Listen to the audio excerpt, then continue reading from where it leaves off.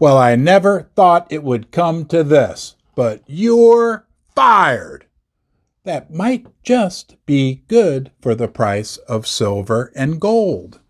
The Federal Reserve has been making hawkish moves over the last year, and they're able to do that because the economy, is so strong. But just as important, the employment picture in the United States is exceeded all expectations, right? It's a pillar of the U.S. economy. But what happens if that pillar starts to crumble? And is that pillar already, right now, indeed crumbling? And what will that do for the price of gold and silver? I want to look into that in this video. Let's get started right now. Just like we don't like war or the situation in the Ukraine, we don't want to see people lose their jobs and suffer. We're just talking about the facts right now. And if you look at the facts that have been provided to us from our reliable, trustworthy government officials, the employment picture in the United States is off the charts. It's so great. Heck, the month of July alone, super low unemployment, all kinds of new jobs created, and this is giving our Federal Reserve solid footing from which they can enact hawkish policy to try to fight inflation.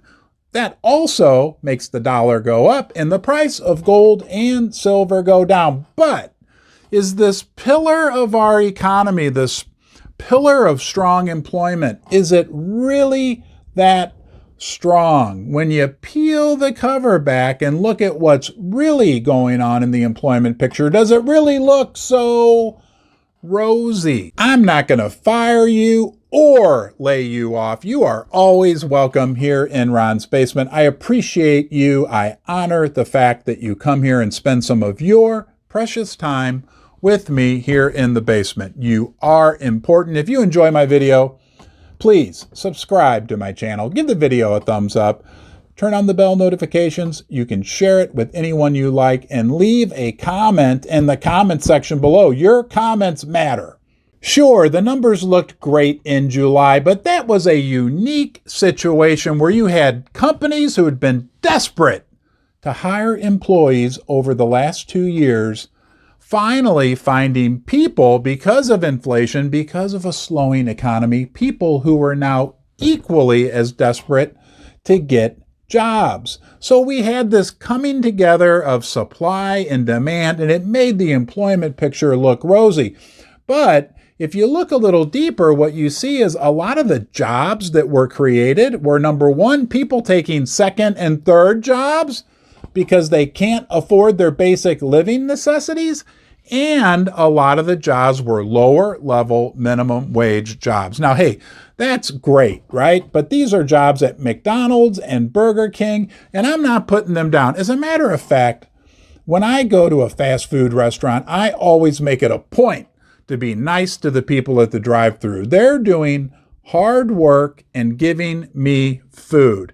And when things are backed up because of staffing shortages, I don't get mad at those people.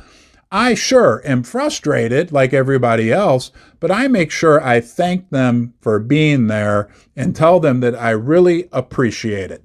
Because, hey, if they weren't there, nobody'd be there and I'd get no food. And every once in a while, everybody enjoys a Big Mac. But back to these employment pictures. When we look at the higher level jobs, things aren't that rosy. PricewaterhouseCoopers, the prestigious consulting firm, surveyed 700 executives, and what they found was shocking. 52% of the companies they surveyed were instituting hiring freezes. Half of the companies were considering layoffs, and 42, not 41, 42% of the companies were rescinding previously extended job offers. What does that tell us about the state, especially on the professional level, of the employment picture in this country? I think it shows that the Fed is going to lose that solid employment picture footing that they've been standing on and instituting these hawkish policies, and they're going to have to ease up a little bit, even just a little bit, right? A little bit of a swing of the pendulum. As long as the pendulum stops swinging towards more hawkish and maybe just levitates for a little while, but maybe it'll swing back towards dovish. That will be rocket fuel for the price of the precious metals, because we all know that the fundamental factors, the dilution of the currencies, everything else, the fundamental factors are in place for much, much higher silver and gold. Heck, even Ford Motor Company this week announced they were laying off 3,000 white-collar workers in Michigan. And Ford is a company that's actually doing pretty well. Everybody's laying off or instituting hiring freezes. Walmart,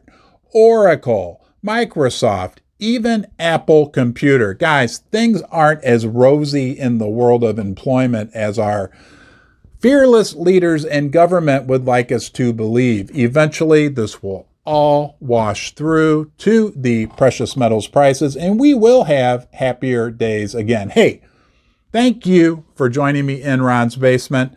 Thank you for being a part of this community. And until next time, you, yes, you, be well.